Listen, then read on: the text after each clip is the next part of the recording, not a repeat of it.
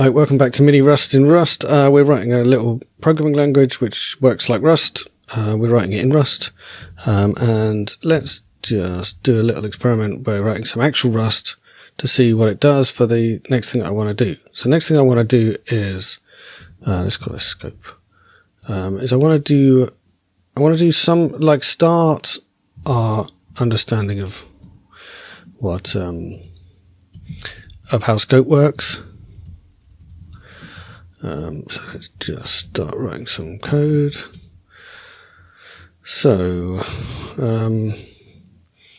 the example that I'm thinking of is going to go something like, we're going to have a mutable variable called a, and then we're going to have a variable called x, which is, let's say, 3.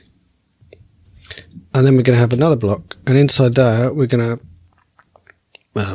make another variable called x, which is 5, and we're going to, actually, let's make a be 1, because I don't think I've done plus equals yet, so let's do times equals there, and then outside here we're going to do a times equals x as well, and then we're going to ask for the value of a. I guess to make this work we'll need to like print a, but like in our example we're going to just ask for a. So when we run that, the answer should be 15.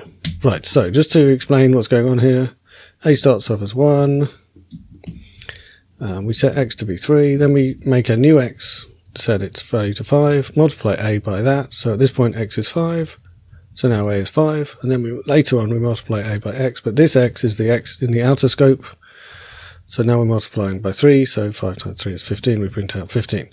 Alright, so that's our example. So let's make ourselves a new example in our little like high level examples thing. What are we going to call this?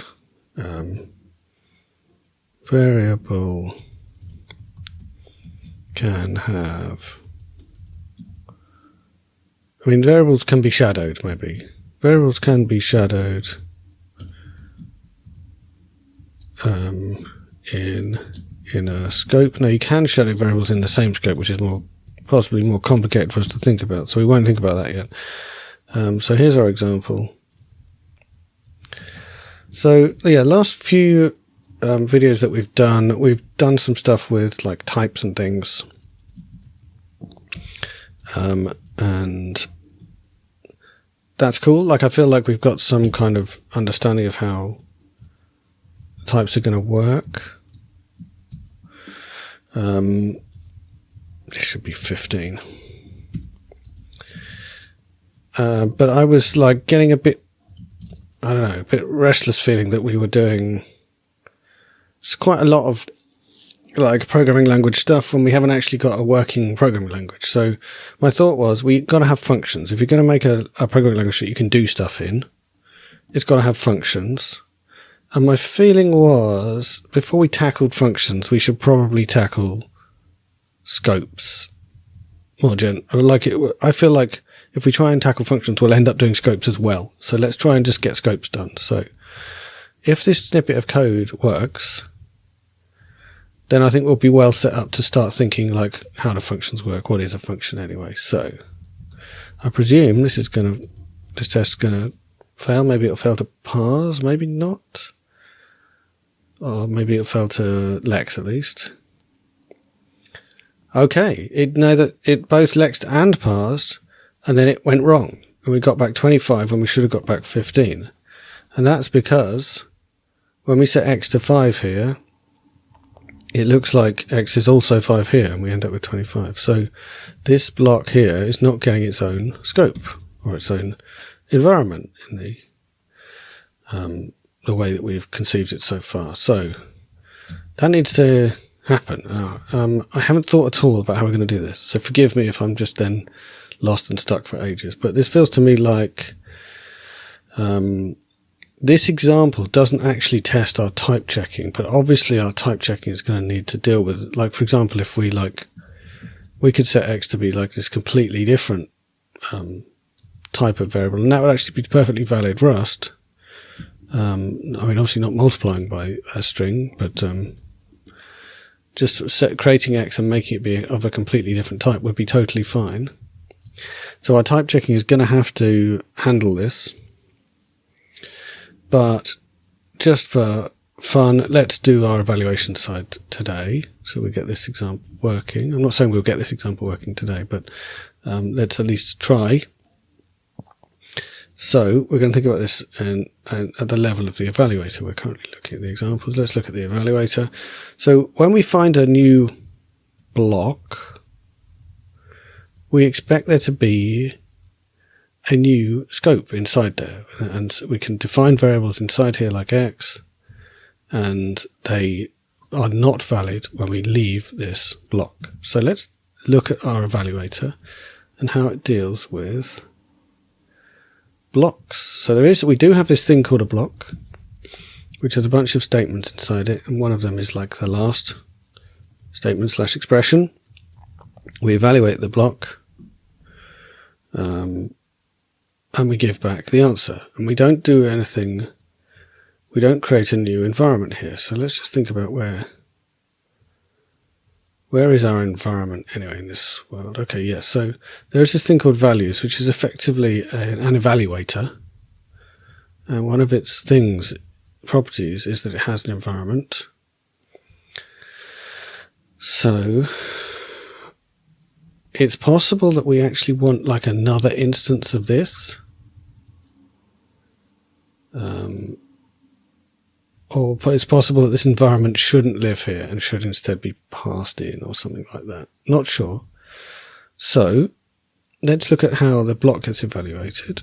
And I think probably we want to create a new environment and then evaluate all the statements in the block and then get rid of the environment. So it might be something like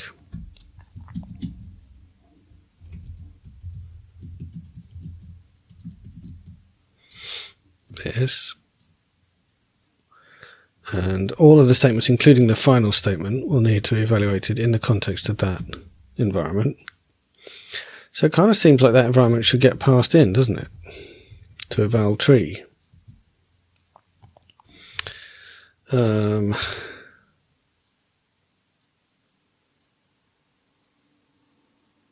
that's made me think that actually our example... No, I guess possibly other examples. So basically what I'm thinking is, what if we hadn't defined an X in here and we'd done something with X, then it should use the value from here. So that should also work, but maybe we've got other tests that check that case. If not, we'll have to write them. All right, so if we passed in the environment in here and in here, that would mean that eval tree took an environment as a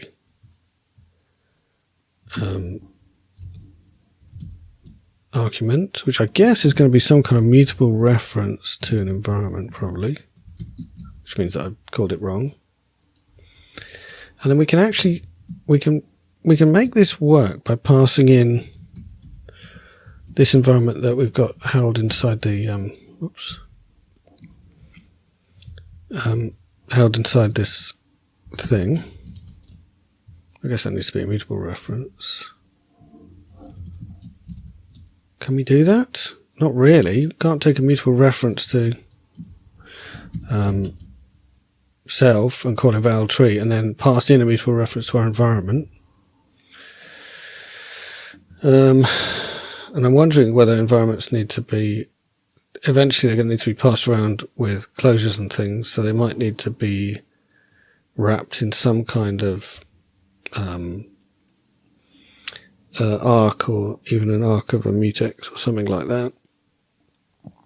What can we do right here? What we could do is just create our environment at this point. No, our environment needs to survive beyond calls to eval next. So let's see where we call eval next. Well, that's called in next, which is where we're implementing the iterator on this values object. Yeah, okay, so it feels like there's some kind of global environment that is going to be needed to be held in values, I think. At least for now, that makes sense. So this should be, I guess, a mutable reference. Like so. Which means this needs to be mutable. But yeah, we've got this problem, which is that when we pass in this environment here, we're already potentially mutating ourselves. Oh, but maybe we don't need to, because maybe the reason we're able to mutate ourselves is just because we might modify environment. Oh no, but that still might happen. Yeah. So we could pass in an option, and then if you don't have an environment in the option, then you modify the environment in yourself, but that feels really messy. Or we could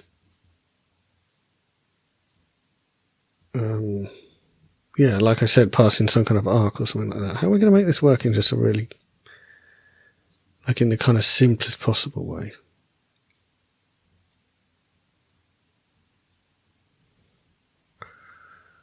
Yeah, so where does this get used? So in something like an assignment, that's where we modify our environment, right? So look here, we modify the environment.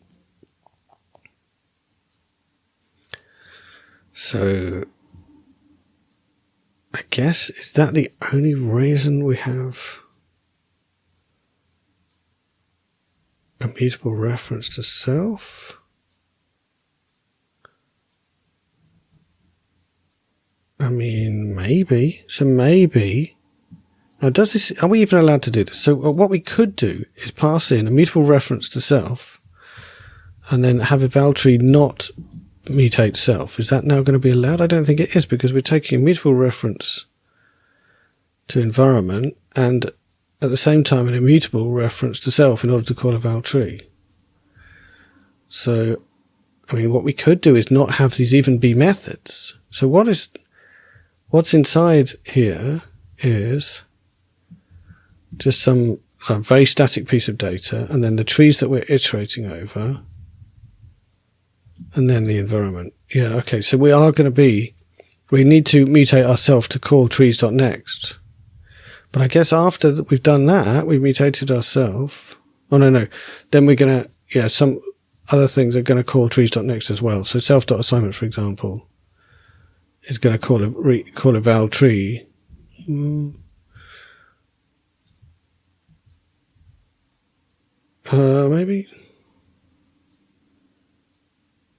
Maybe not. Do we not actually call self.next? Self.trees.next? We've got a whole tree. Yeah, I think we don't. So I think we could have this be a free function. Instead of being self.eval tree, it could just be eval tree. We pass in a mutable reference to the environment, but the rest of this stuff is all. So let's just try this. This might be completely a complete dead end, but let's try moving all this stuff out. And it's kind of interesting, like if all of this stuff doesn't mutate ourself, then this kind of will kind of strongly enforce that, because we won't even have a reference to self. And it makes it feel a bit neater, maybe. Why have I got two? Oh, this is an implementation of values. This is an implementation of iterative values. Okay, fine. So imagine all this stuff out of here is free functions. So we just call eval tree and pass in an environment, and then we call leaf. We will be passing an environment into that too, and we call operation, assignment, mutation. I think some of our other stuff was also not ended up being not methods.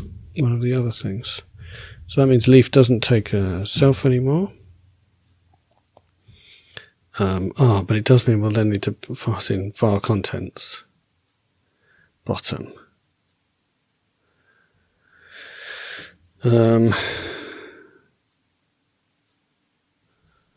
I mean, we could have some other type of struct just to hold on to file contents. Maybe, yeah, so yeah, instead of calling eval tree, we could make a evaluator like this. Let's undo some stuff first. So make these back to self again. And this is all going to be impl evaluator. Something like this. We'll need a close bracket at the end of all this rubbish.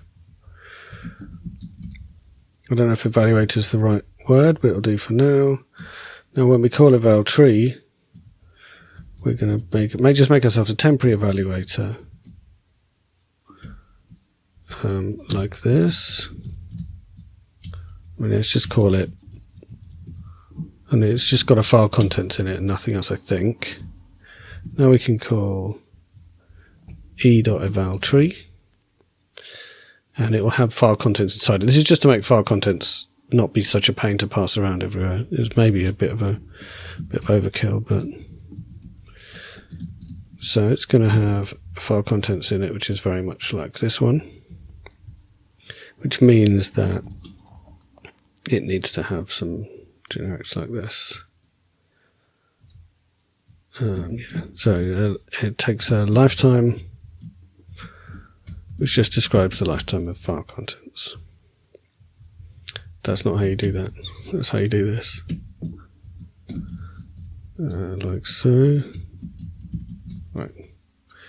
So now I don't have to go around changing self everywhere, which is nice. And none of these things take a mutable reference to self. They're all taking immutable reference to self now, because self isn't really anything clever. It's just got file contents in it. Let's go through and change that, which means that any references to self.environment obviously don't work. But yeah, this just, like, I feel like file contents might not be the only thing that we end up with in evaluator, but yeah, we'll see. So this evaluator is essentially alive long enough to evaluate a single tree, parse tree. And it goes away again.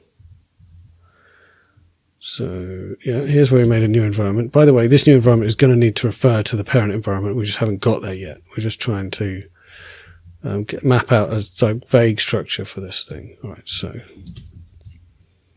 why don't you like that? Oh, because it should be self.file contents,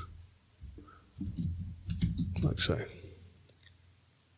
Yeah, so we make an evaluator just long enough to evaluate this one tree that we got from trees.next. Let's make a bit more space here. And why are we calling it E?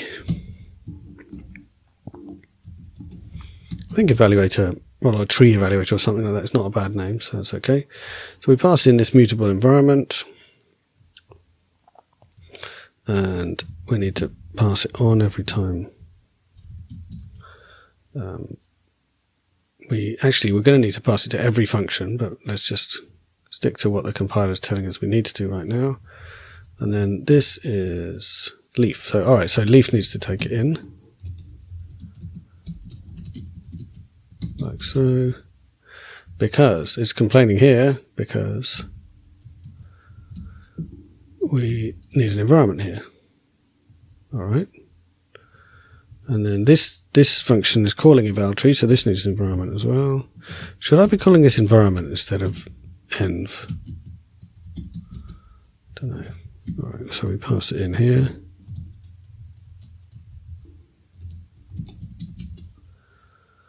And I bet this one's going to need it too. All right, no, plus doesn't seem to need it. That was interesting. All right, but assignment does. Why am I calling it env? Abbreviations are always a bad idea, aren't they? Maybe I need to search and replace for env. Alright, so when we're doing an assignment, we've been given this environment, which is what we're going to assign into, and we call set on it, but also when we call eval tree, we have to pass in environment too. So again, mutation is going to also modify the environment. And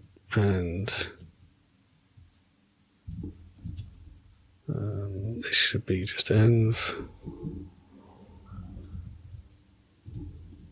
And when we call it val_true, we pass it into, and we're going to be modifying at the end, right? Because this, yeah, here we go. Because that's what mutation does, modifies a thing in the environment. And then obviously here,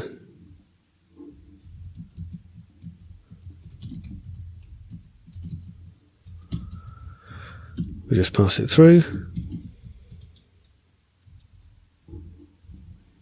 And again, anywhere we're doing any evaluation, we're going to need to have an environment around.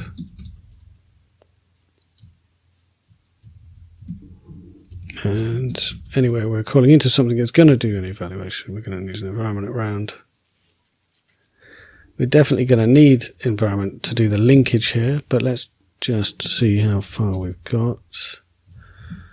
Well, yeah, we made a few more functions that require us to pass in env now. Like so.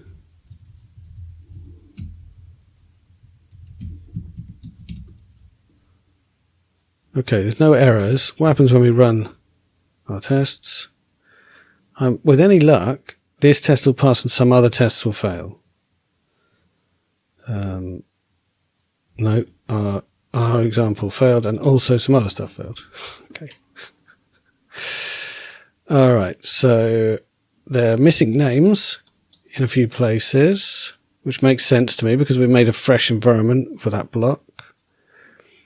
And yeah, even our test failed because, all right, but yeah, it was all right. It was all right all along because our example was already using A from the outer environment. And now when we made this block, now we're now creating a new environment which doesn't know anything about A.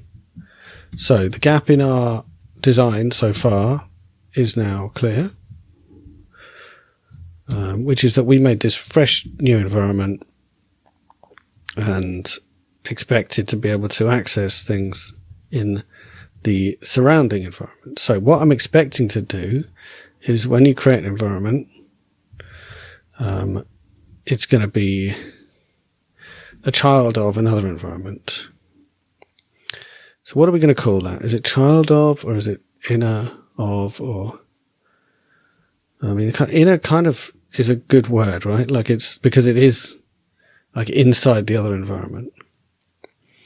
But that's not always going to be the case. When we start passing closures around, things are going to get complicated, but we're not thinking about that yet. I mean, in some sense, it still is inner. So we could say environment inside this other environment. What I'm going for is that it's going to be something like this, right? We have this mutable reference. This is going to be tricky reference-wise, isn't it? Maybe it's time for me to just admit that we're going to be passing around arcs of mutexes. So I don't like... Well, let's just call it inside. No, fine. We'll call it that and I'll write a comment and we'll think of a better name if we can. Leave a comment if you can think of a better name. That just feels really weird. All right, so we made a new constructor function. So this should be renamed from new to like top level. Or something like that. Actually, mate, let's just, I know it's not really convention, but let's put the word new in both of these constructor functions. Oops. Because they don't read very well otherwise. Maybe that's a better name. All right, so basically this is an environment that doesn't refer. Make a new environment. Environment with a capital E. That does not refer to any surrounding environment. Right? And this is make a new environment that refers to the supplied surrounding environment.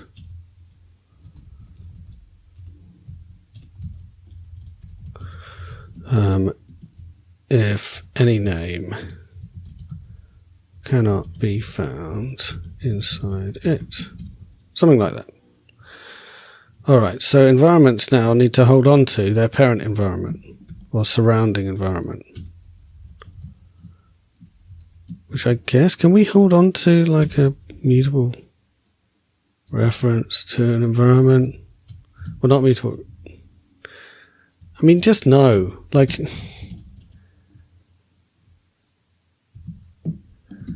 so let's imagine we've got lifetimes.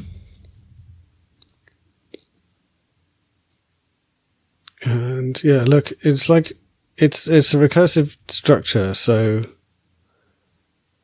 like,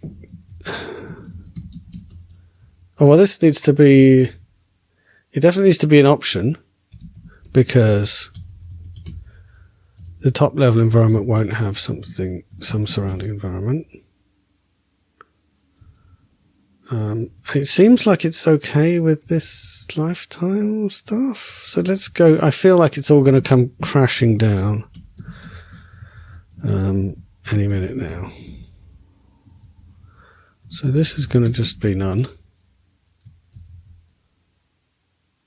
That should be surrounding none, alright. Like so. And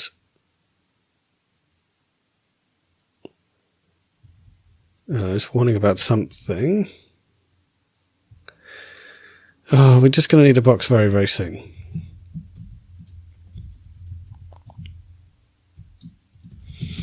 And I think the lifetimes here are going to get a bit complicated.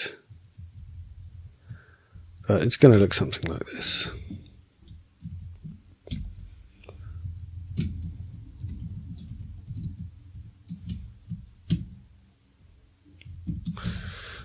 Right, so what is the problem here? That the lifetime,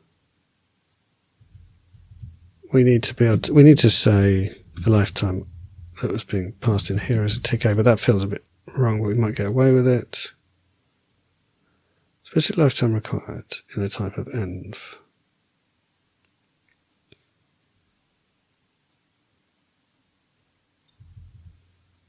Okay. Oh, it's just that we now environment itself takes a lifetime. Yeah. Okay. All right. So far it seems to be letting us do this. Oh, let's just save everywhere. And now, what is the lifetime of this environment in values? I think it needs its own. I don't know whether. Oh, I don't know. What if we put a tick A here? Is it all happy? We'll see. So, eval block needs an environment. Okay, so now we're starting to get to the crux of it. Like, we're making a new environment.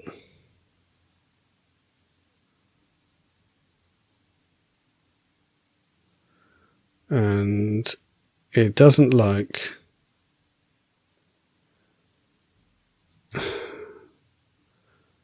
it like, I don't know, we could specify that the lifetime of this environment is the same as, I mean, I'm just really like I'm not at all convinced. Like, I know for sure once we're dealing with closures, we are going to be passing around, we are going to have several environments that refer to the same parent environment and keep it alive longer than it otherwise would stay alive. So we are definitely going to need these environments to be reference counted and probably behind mutex so we can modify them. So, and given that this lifetime thing is now getting really confusing, why don't I just give in and just say environments. Either environments can be copied and inside their stuff is inside an arc mutex, or I pass them around as an arc mutex of an environment everywhere. Which should it be? I think environment should be copyable, because then I could, if I needed to do something clever, I could do it inside environments. All right, so everywhere we're talking about an environment in here, we are going to make them just a copy. So environments are not going to require any kind of lifetime on them. Because they're going to hold on to an option of a box of an environment. They're going to possibly hold on to a pointer to another environment that they own. Is that right? Yeah. Like this.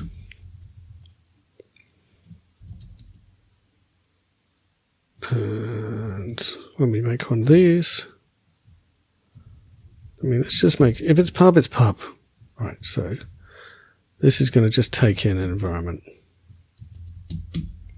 as the parent. And we're going to stick it in a box after we've been given it, like that. I think that's okay.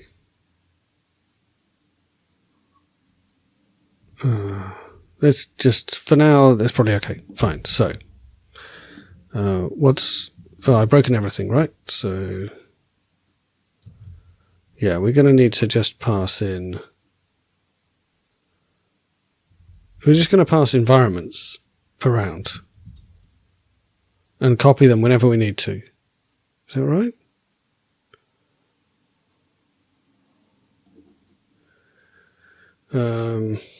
Or we could keep on passing mutable references to environments. Well, no, not if everything inside the environment is already going to be protected by an arc of a mutex. So let's just pass them around by value everywhere, shall we? So I guess we could do some kind of search and replace, like ampersand mute environment becomes environment. Well, that didn't quite work. Or is it just here that I messed it up? So, what's your problem?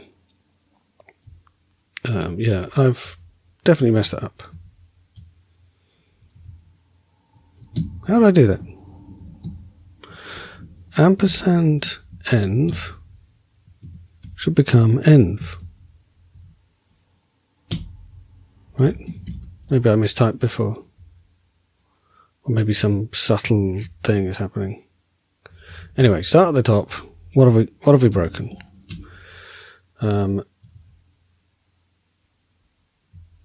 We're still passing reference to an environment here. Okay, I've really confused my regular expressions. And leaf is also taking a reference. Yeah, I just somehow did it wrong. This one takes environment, and this needs to be mutable because we're going to set it. And we need to, anytime we pass it in, it needs to be clonable. It needs to have been cloned, which means environments need to be clonable. So here's where we get to the thing. We're going to need some kind of inner type thing. I don't like this, but anyway. All right, so let's just call this envinner. And that's going to hold on to the actual stuff. And an environment itself is going to be, it's just going to hold an envinner.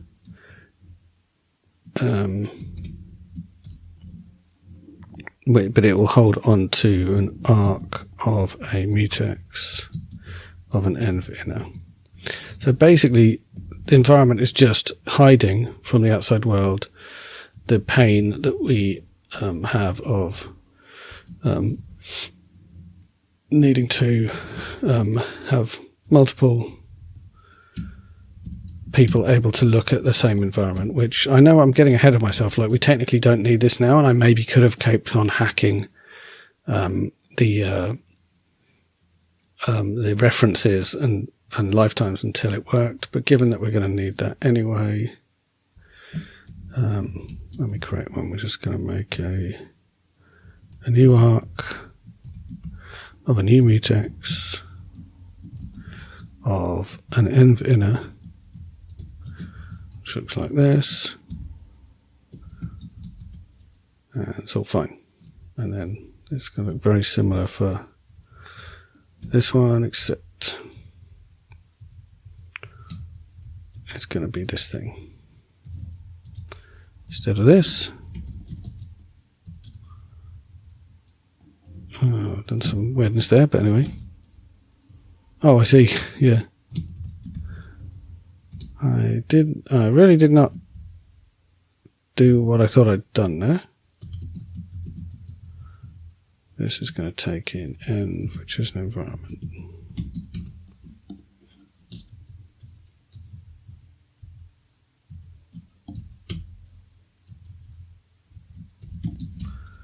What's going wrong? We've got a function, takes an argument, returns a self. And the end of the function is there. And that's an envinner, and then a blah, and then a blah, and then a curly bracket. Oh, okay. That's what's going on. Now does that work? Yeah. Okay, apologies for the grave confusion. Now, anytime we actually do stuff with this, we need to get hold of the inner thing, and then we need to lock it. And then unwrap that, because that should always work without failing. And we can think later about whether, I don't know, whether there should be some more fine-grained locking or something on this thing. But for now, so now environments can be copied as long as I make this clone derive clone. In order to derive clone, you need to derive copy.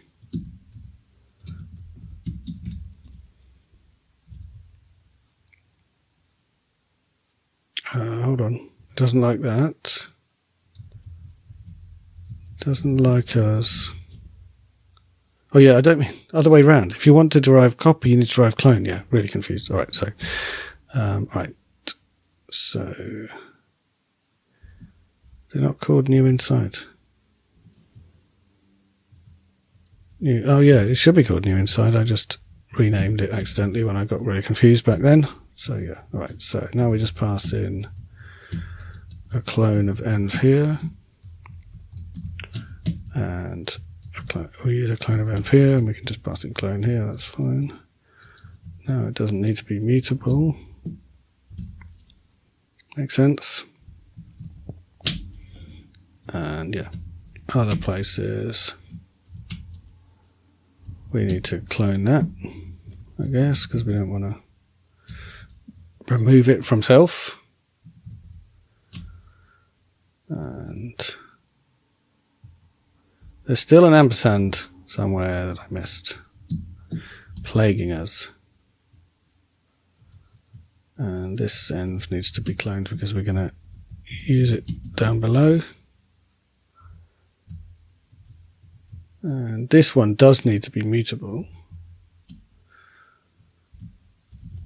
because we actually modify it. This one needs cloning.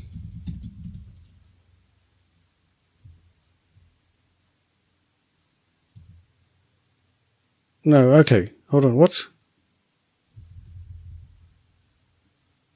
Okay, we need to clone it here too. Yeah. Can we do that any better? Cloning is essentially almost free of these things, so maybe we shouldn't worry ourselves too much. I think, yeah, we'll end up with the same number of clones if we do something clever. So, I need to clone it if we're going to use it here.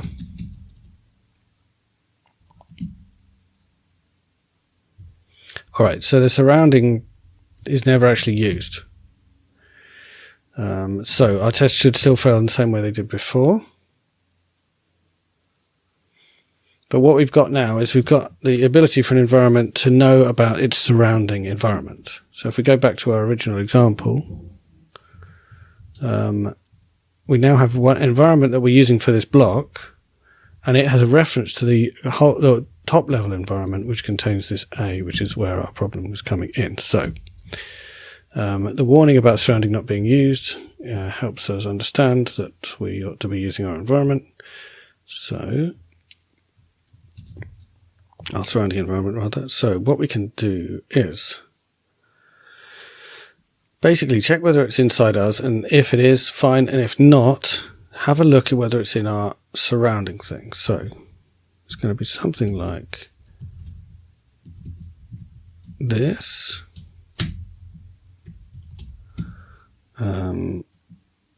Can we do something like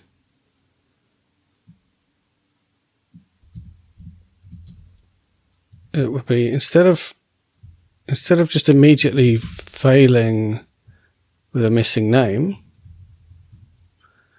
we could do something like call into our surrounding. If surrounding exists,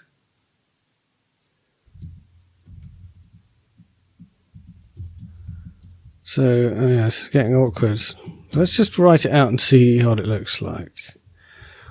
If let sum surrounding equals self.surrounding, no, inner dot surrounding, this. So I guess this is a map here. This should be inner.surrounding.map, because basically we want to do something if there's anything in there. It won't be okay or else. It will be, it might even be and then. No, it would be or else maybe.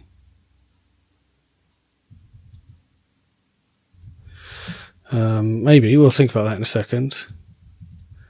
So if there's anything in surrounding, then we want to call get on surrounding, like that. But we've got a result back, meaning that we can't do this inside a closure.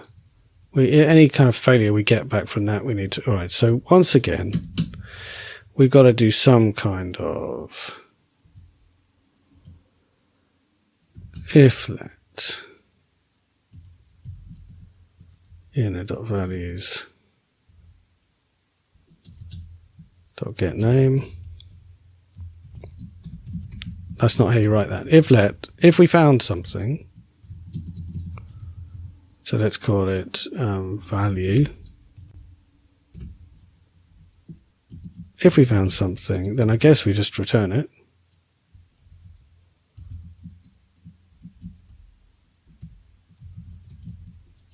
Otherwise, we've got to look inside our parent thing. So let's not, because we need to use the question mark if necessary. Yeah, this returns an option, so fine. Yeah, so then again, no closures because we lose the use of the question mark. Inner dot surrounding dot get name. So again, if let's this is going to be, well, we'll question mark it, and then it's going to return as, hold on. Yeah, this is fine.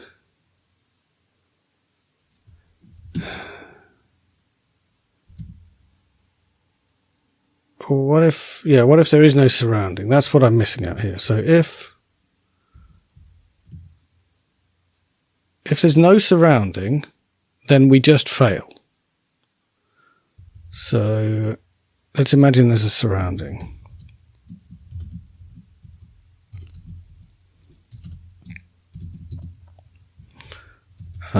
Like this.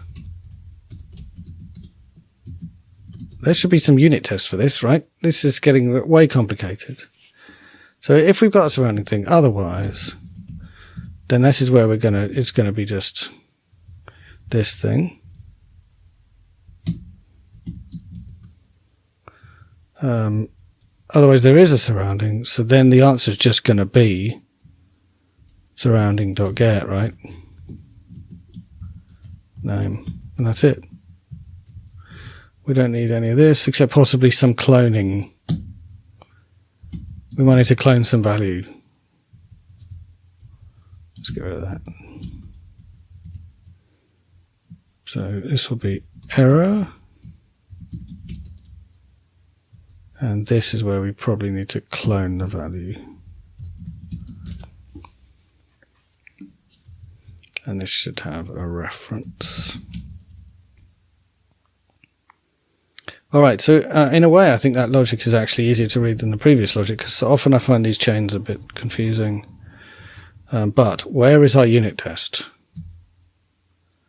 So let's do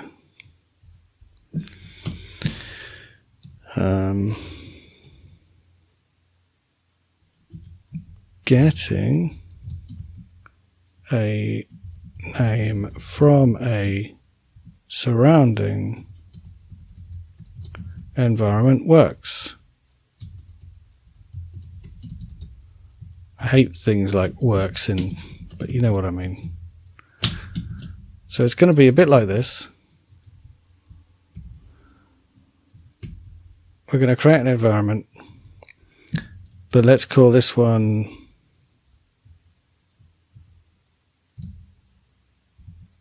env1. And then we're going to create a new one.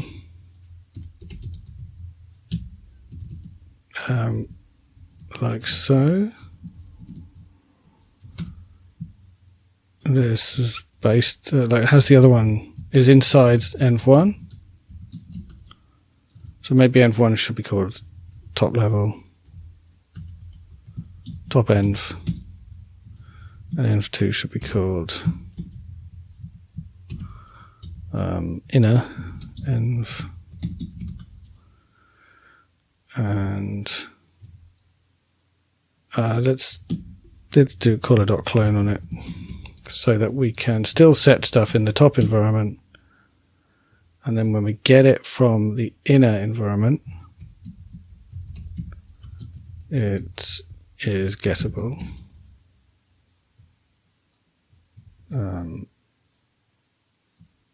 And then I guess checking for missing things is also relevant here.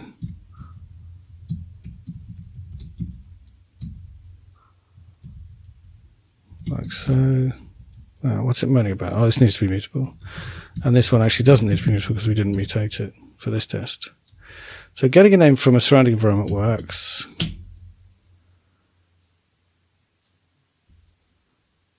We've caused some kind of horrific deadlock. Okay, because it's like a re-entrant lock or something. Oh my goodness. Let's just try running this test.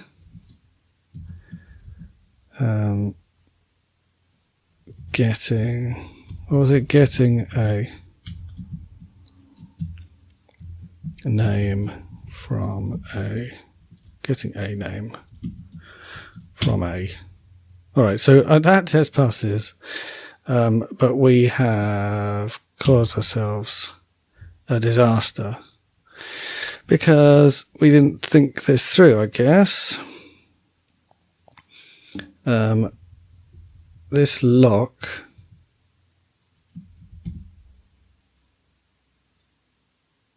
it doesn't seem problematic, but it definitely is. So why? We take this lock on our should it be called? Yeah. So we call get. Someone calls get. We take the lock on our insides. We call get on some other environment, which needs a lock on that other environment. Not clear to me why we'd end up taking that lock, trying to get that lock and then being held up waiting for this lock to be released, unless we've got ourself as our own parent. Could that happen? Did I somehow do that in the evaluator?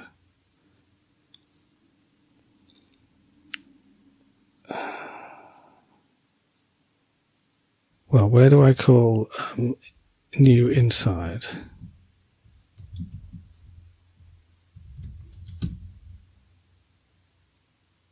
Well, I mean, we've given it the same name, but it's not the same thing, right?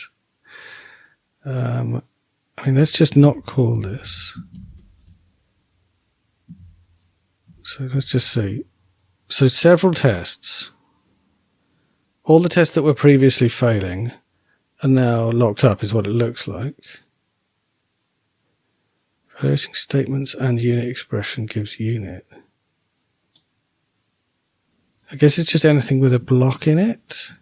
Like this while has got a block in it. This while. All the whiles have got blocks in. Right, so what happened when I just go back to how we were? We're back to everything passing except our example, which requires us to do this thing. So we definitely got a problem here with when an environment is contained within another environment, we are deadlocking, presumably when someone calls get. Because we take the lock. Well, let's just not do this.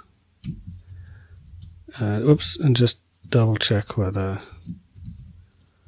this is what's causing the deadlock. Yeah, so that obviously those tests fail because we need to actually look in it. But yeah, so when we try and take a lock on our surrounding environment, while we're holding the lock on ourselves, somehow it doesn't want to do it? Or is it because... Or could it just be that multiple people are trying to get from the same environment at the same time, and they're each waiting for each other?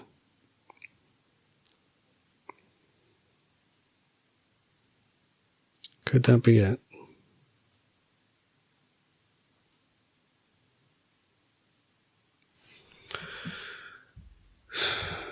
Let's think about this a little bit more. So,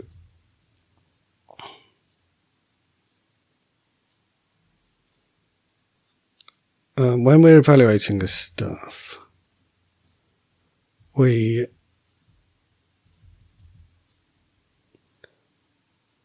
here, for example, we take lots of different clones of end, but it's all kind of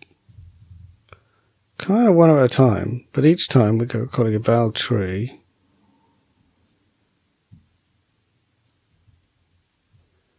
So, I mean, there's definitely multiple copies of the same environment around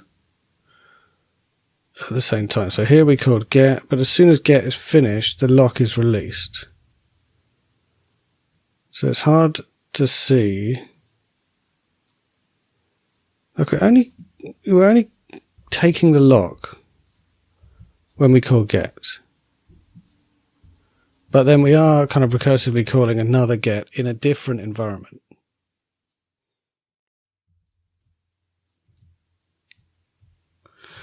Okay, I've been fiddling around for an embarrassingly long time trying to figure out what's going on, and I figured it out. By the way, on my way to figuring it out, I installed what looks like a useful crate called Tracing Mutex, which hopefully gives you good error messages if you cause some kind of deadlock with your mutexes. I jumped straight to the conclusion, given that I had unit tests that weren't completing, I jumped straight to the conclusion that that was because of something to do with locks, and I was getting deadlocked, which was like, well, that's what happened last time I had unit tests that wouldn't finish. It turned out it was way simpler than that. I'm almost certain I haven't actually fixed it, so I could be wrong. But I eventually tracked it down to I was looking at which tests were failing and trying to figure out why. And it was when I found out that this test was all fine, like this bit was fine, but this bit, when I commented this bit in, my test went on forever, that I realized it was a lot simpler than what I was expecting. It wasn't some kind of mutex. I'm pretty sure it was because C wasn't getting updated, so C never got bigger than 4. So this loop never finished. So I had endless looping code being interpreted in my unit test. I'm pretty sure that's what's going on. The reason is I haven't actually finished implementing my environment. So I'm handling using the surrounding environment to go and look up values, but I'm not handling it when I'm setting values. So those variables were never getting updated, and we had a bunch of infinite loops. I'm pretty sure that's what was going on. So let's fix it and see whether it goes away. So it's going to be something very similar. So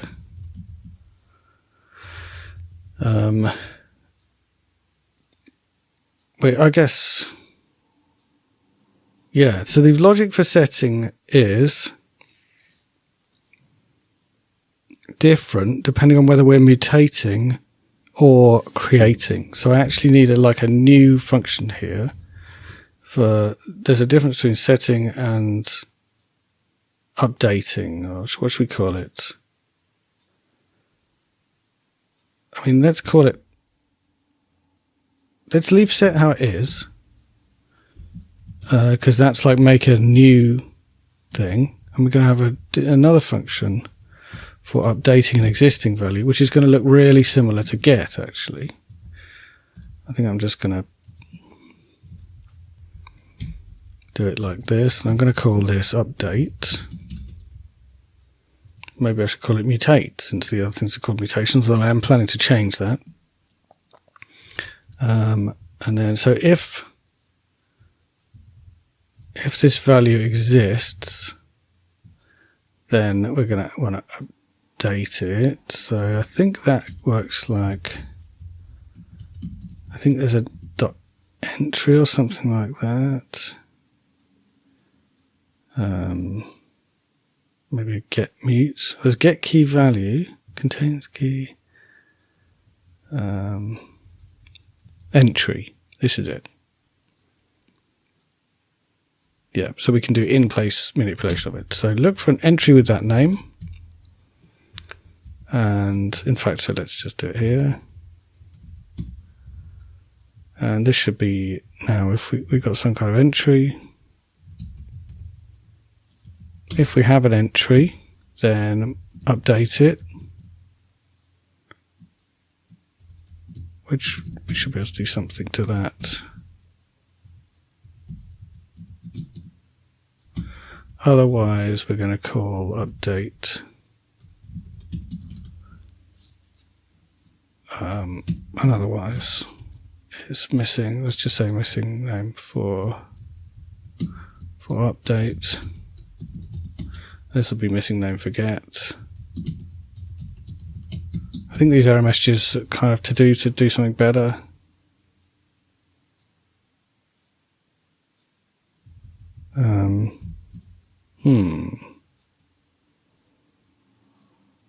It's expecting us to supply.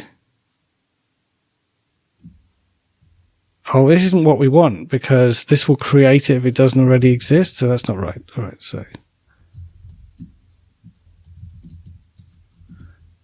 maybe it should be get mute. I think maybe it should just be get mute.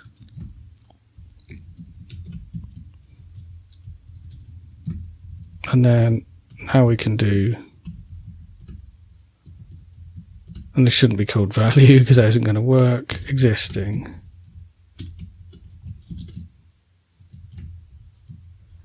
So if it's there, modify it. Otherwise, update. Let's try and update in the surrounding, and if it's really not there, throw an error. So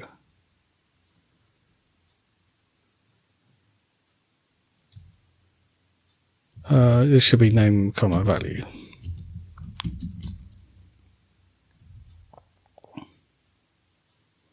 And I guess this needs to return a result because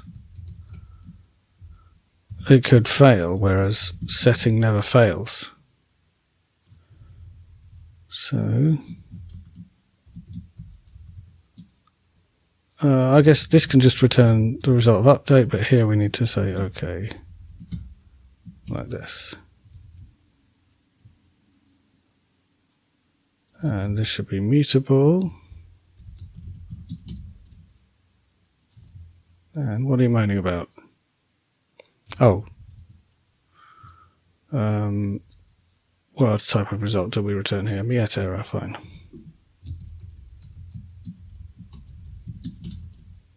So now there's an update function which looks reasonable.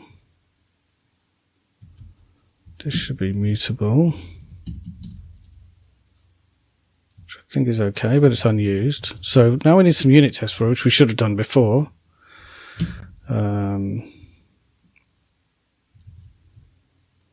So I guess updating a non-existent name is an error.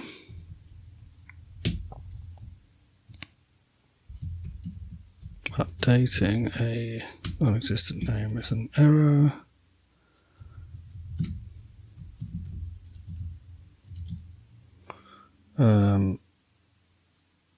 What kind of value?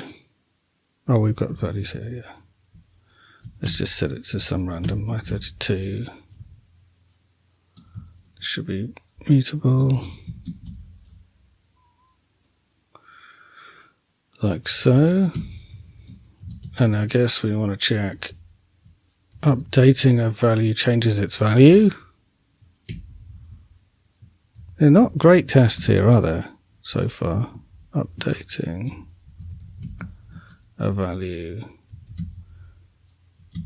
changes it. So we're going to set it to 68, and then we're going to update it to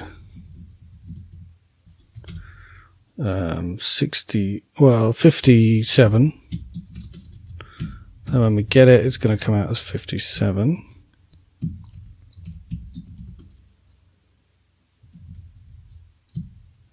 Like this.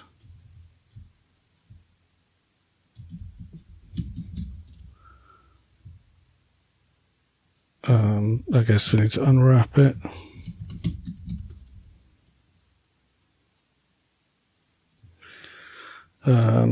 And we should also update in a surrounding environment.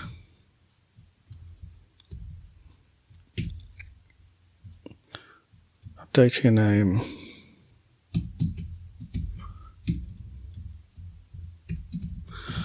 Updating a name in a surrounding environment changes it. So we've got this listing of environments. We're going to set something in top env. Let's just make it be something else. And then update it in the top, update it in the inner env.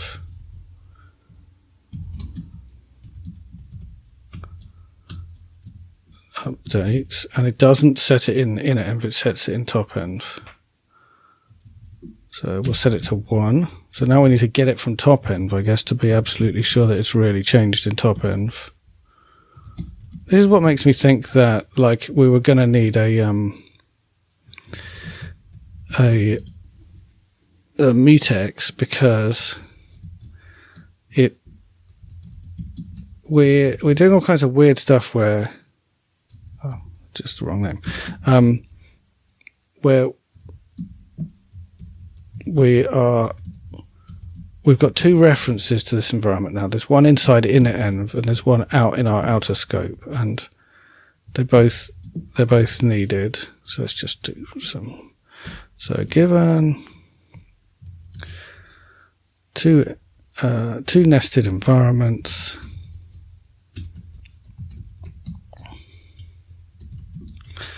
and a value set in the top one and a value set in the top one. When we update that value via the nested one, then it is updated in the top one.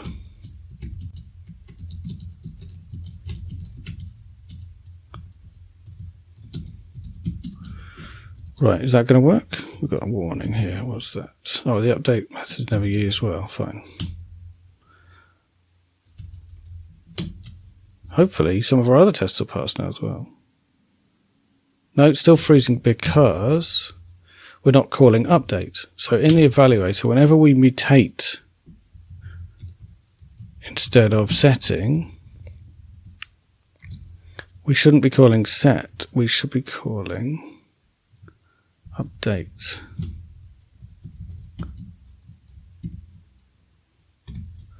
I guess that needs to be question marked as well. Like if it went wrong. Now, where else do we call set? We call it for assignment, which is correct. And call it in a bunch of tests. And that's the only place. Good. So there's only one place we call set, one place we call update. We've fixed the place where we should call update. And look, all of our tests passed. So my theory was right, presumably. Let's double check that our new tests are actually running. Let's make one fail. That's the easiest way, isn't it? Where are we? Yeah, so let's just assert that this comes out as 2 instead of 1. Yep, it fails. And just for completeness, let's make this one fail as well. Because it just takes a little typo to miss out the hash test at the beginning, and suddenly it doesn't work. All right, so all of that goes to show that I was right, that the freezing I was seeing wasn't some horrific weird mutex pain. It was just that my code wasn't working properly, so variables weren't getting updated, so loops weren't ending. So just to go back and think about how our locks are working here, right? So this lock only lasts for the length of this function, similar for the get function as well. And that it is true that we're still holding this lock when we call update and then take out a lock in a completely different environment.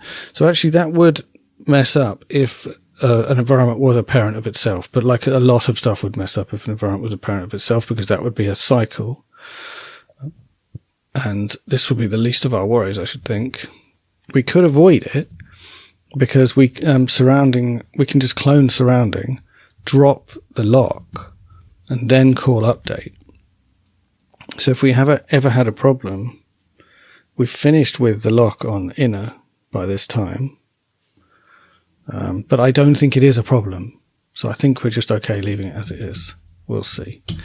Anyway, all that means that our example is working. Let's just modify it and show it failing. What was that? Oh, I guess my editor was still compiling some stuff. Yeah, okay, so if I modify the example, I get a different answer, so it fails. All right, so that was like shockingly simple to implement. And well, I guess it took us a long time, so maybe it wasn't. But yeah, so the difficult part of this was when we evaluate a block of code, and I guess while loops themselves, I don't know. We should check whether this works for while loops as well. But yeah, when we evaluate a block of code, we create an environment, which is basically we're saying we're inside a new set of curly brackets now, so we can have a whole bunch of new variables in here.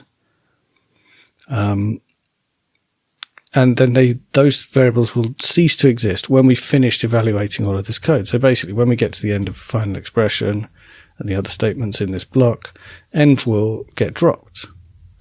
And those variables inside it are no longer relevant to us anymore. But while we're evaluating them, this inner environment is the thing that we use to store new variables, and where the first place we look up when we're looking up a variable. But if it's not found in that inner environment, then please look inside this environment where you might find something. And by the way, it will always only be one. You'll only have one parent that you need to look up in. I'm anticipating, because you only have one sort of kind of surrounding scope for any bit of code that you're writing. It's certainly true here. Like there's an environment, outer environment here, and then it's clear that that is the parent environment of this block here. So yeah, the rules around this are a bit more subtle than you first think if you don't think about it much. To say, like, how do I actually get hold of A?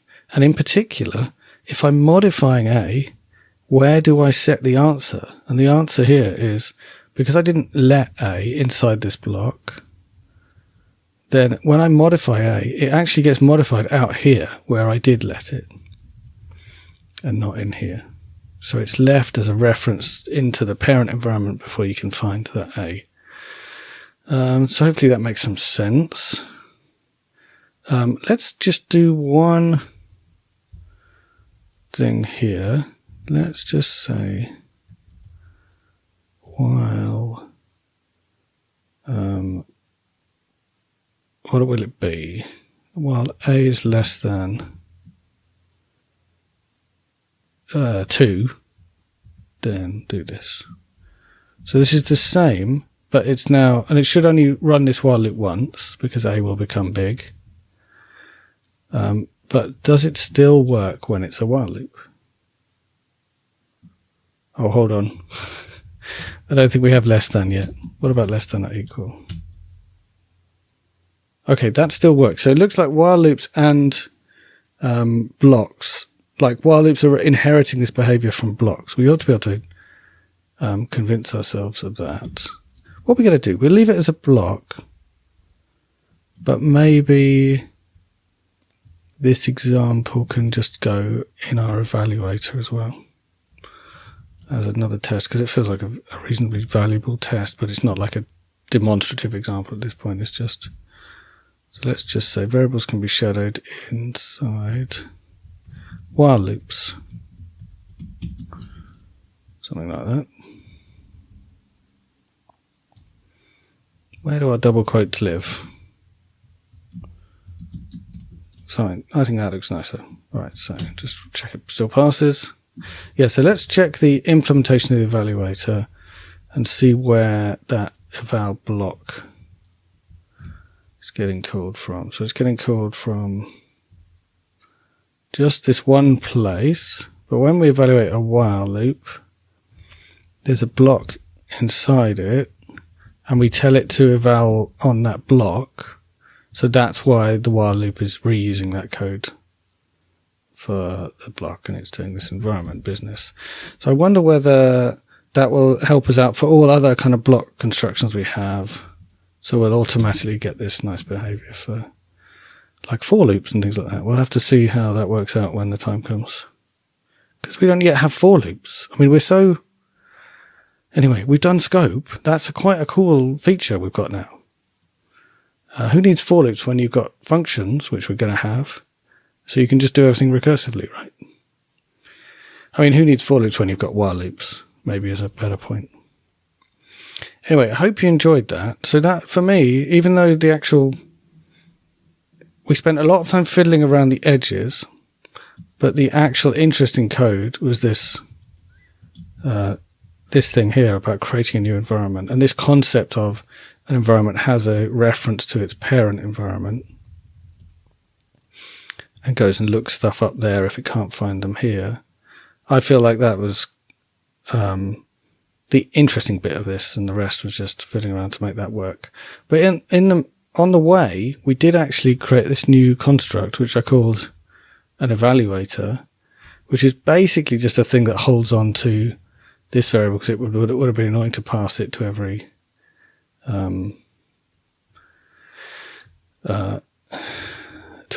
method. But this evaluator is just a little thing that we now use to evaluate a single tree of syntax. I'm now wondering, could that tree actually be a field as well of evaluator? Instead of passing in tree here, should we be holding it in the evaluator? I think not, because we're going to call ourselves recursively with a different thing in eval tree. So we'd have to make a new, So here we're calling eval tree with a different thing. So if we'd have to make a new evaluator every time we called eval tree, which doesn't seem. So it's fine. It's fine. Like, what we had to break apart was we had to break apart this file contents, which we still wanted to be available to us when we call methods without having to pass it in everywhere. But what we didn't want to do was pass down the environment, because even though the evaluator, this values thing, does hold the top level environment, we're actually making new little environments and passing them down in all these methods on evaluator. So I think evaluator is a bad name. We should call it tree evaluator.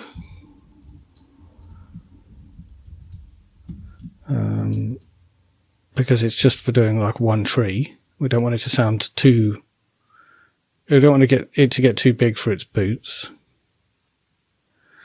And also all those things that I called called env. Should I have called them environment instead of env? But then all these things would flow onto multiple lines. All right, I'll leave it called env for now. All right, hope you enjoyed.